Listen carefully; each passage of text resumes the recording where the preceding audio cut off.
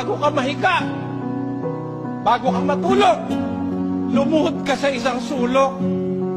Magpasalamat ka sa Diyos, sa Kanyang kabutihan. Panginoon, salamat po.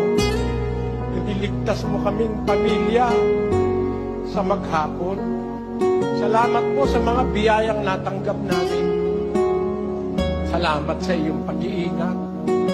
Sana ingatan mo kaming patuloy sa magdamag. Alalahanin mo ang aking asawa at mga anak.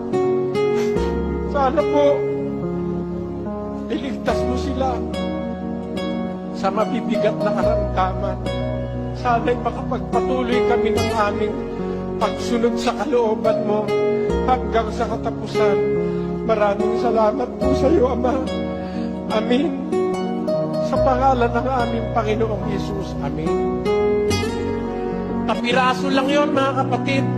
Sabi ng Biblia, ang hain ng masama kasuklap-suklap sa Panginoon. Ngunit ang dalangin ng matuwid ay kanyang kaluguran.